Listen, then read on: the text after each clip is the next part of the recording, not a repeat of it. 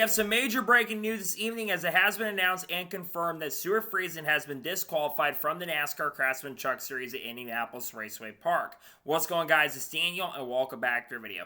As I just said a second ago, we got some pretty massive major breaking news this evening as it has been announced and confirmed that Stewart Friesen has been disqualified from the NASCAR Craftsman Truck Series race at Indianapolis Raceway Park. Here was reported by Bob Pockers. Stewart Friesen has been DQ'd for being too low on front heights. Everyone else is good in post-race tech. Stewart Friesen, of course, finished in third place in the NASCAR Craftsman Truck Series event, originally behind Lane Riggs, who picked up the win, and, of course, Corey Day picked up his best ever finish in NASCAR Craftsman Truck Series competition. As I mentioned, the big reason why Stewart Friesen was disqualified from the event is because of the fact that he was too low in tech. So Stewart Friesen is also going to lose a ton of points as well, and this also will change the results as well. But this will drop Stewart Friesen back so he gets no points from the event.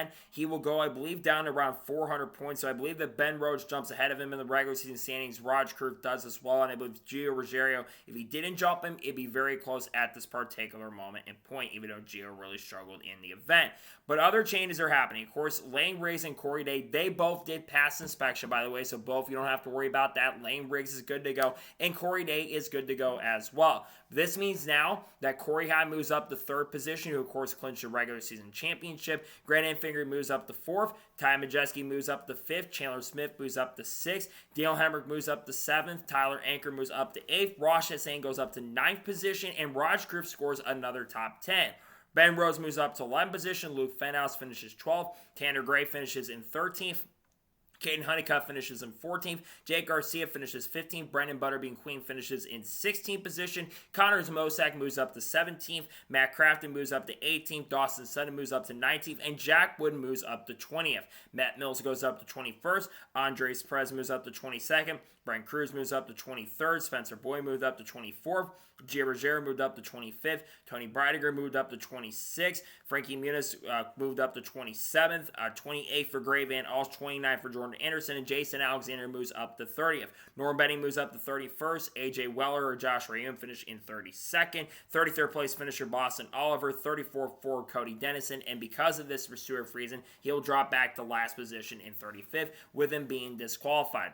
It's unfortunate for Stewart Friesen because I know that he's a little more involved with the team than other people are involved, but he's not the one who worked on the car at that particular point. So it's unfortunate to see for Stewart Friesen that he got disqualified. But it's also kind of wild to see that we've had another disqualification in NASCAR competition. I believe this is now the third or fourth time in just the Craftsman Truck Series alone this year where we've had a disqualification. Not too long ago, Kansas Speedway, Lane Riggs, who drove across the line in second place behind Carson Hocevar. He got disqualified, I believe, for something very similar, maybe on the spoiler or something in the front of the car, if I'm not mistaken. And the big one, of course, was Parker Kligerman, who we all thought won the Craftsman Truck Series race at Daytona. It turned out he got disqualified from the event. They appealed that disqualification, and they basically lost that appeal later in the week because disqualifications, they get held at appeals, get held basically during that same week as well. And I will talk about that in a second. But this is another disqualification for all three series. Of course, at Talladega earlier this year, you had a double disqualification for not only Ryan Preece, who crossed the line, I believe, in second position, but Joey Logano also got disqualified for two separate things. I think there were a certain amount of braces that were on Ryan Preece's car, and Logano had certain shims, I remember correctly, that were messed with on his car. Then you think about in the Cup Series, Eric Jones got disqualified earlier this year at Martinsville. You think about the Xfinity Series side, multiple drivers who've had wins got disqualified. Jesse Love, for example. We all thought he won the race at Rockingham earlier this year. He got disqualified from that event, and Sammy Smith was the winner of that event. Sammy Smith, speaking of which, got disqualified at Charlotte Motor Speedway. He got disqualified from that event after scoring the top 10 or top 15 finish. Also, during that time, Justin Bonziner got disqualified from an event as well because there were not enough blood nuts on the car, even though Justin Bonziner had pretty much fallen out of the event as it is. And then, of course, over the last couple of years, we've been seeing a lot more of NASCAR being a little more strict with the rules. You've seen, of course, I believe Sam Mayer a couple of years back got disqualified. Noah Gragson originally got disqualified after a race at Darlington. They appealed that disqualification, and they went on to win that DQ. Of course, the big one we think about, which happened about 3 years ago at this point. Denny Hamlin and Kyle Busch for tape on the front fascia of the car. Chase Elliott got the win from that at Pocono. And then, of course, been a lot of other disqualifications that have happened in NASCAR competition. Justin Haley at Circuit of the Americas. I think about AJ Allmendinger, I believe multiple times back in 2019 when Colleague Racing was really on the up and up in NASCAR Xfinity Series competition. Brad Keselowski one time at Martinsville, the same race where Ross Chastain pulled out the Hail Melon, Brad Keselowski got disqualified from that event. It is absolutely wild to me, though, this year so far. I think we've had the record for most disqualifications in NASCAR competition because we've had a couple in truck competition, we've had quite a few in Xfinity competition, and we've had multiple in the NASCAR Cup Series as well. And I don't think anything's going to change on that front anytime soon. We all remember, of course, the one where Alex Bowman got disqualified for not having enough weight in the car. They didn't appeal that one, and Alex Bowman never got the opportunity to make it to the next round, and that's what really propelled Joey Logano on to winning the championship last year.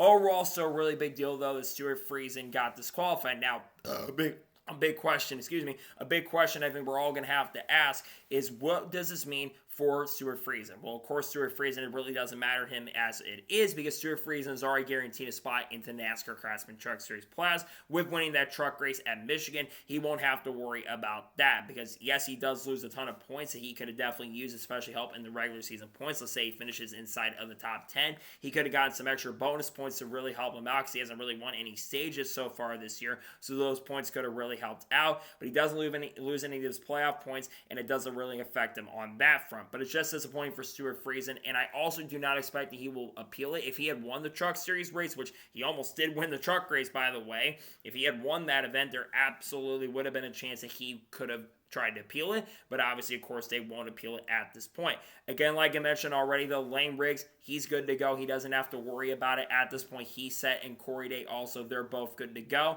They both keep their same positions in first and second. The only thing changes behind on the Stewart Friesen side of things is Stewart Friesen drops back all the way to last position, which is disappointing, but the rules are the rules at this point, and we've got another disqualification. It seems like we're having a lot of these at this point. We also had the Corey Heim one not too long ago for the Lundnut situation last year at Charlotte. That gave Nick Sanchez the opportunity to win. Of course, Corey had finished second, then he dropped back. Matt DiBenedetto got disqualified not too long ago as well. But it's crazy to me how many DQs we've had so far in 2025. So, that is going to be tonight's special breaking news report on Stewart Friesen being DQ'd from the Truck Series race at IRP or Indianapolis. Well, thank you guys for watching. Please subscribe to the channel, notifications on, so if I win a video, it does go live on my channel. Follow me on Twitter, Facebook, and Instagram, and support me on Patreon as well. Let's go below that and comment your thoughts below on today's video. What are your thoughts about Stewart Friesen being DQ'd from the truck race at IRP? Let me know your thoughts in the comments below. Tomorrow, we're going to have the reactions to Cup Series qualifying for the Brickyard 400 if the weather holds off. We are also, of course, going to have the Xfinity Series race review as well. Then on Sunday, we're going to have the starting lineup video for the Brickyard 400. We are also going to have the Cup review for the Brickyard 400, and we're also maybe going to have a Shane Van Gisbergen video as well. And then on Monday, of course, we are going to have a NASCAR news video discussing news over the course of the last couple of days. Talk more about Stewart Friesen's disqualification. We're also going to talk about stuff around Denny Hamlin signing a contract extension. Connor Zilch may be revealing that he'll be over at Trackhouse Racing. Officially may have slipped that out today, saying how he thinks he's going to do next year in Cup. And then, of course, we've got other things to talk about, like certain things in the industry going on, along with the Rockingham sale going on.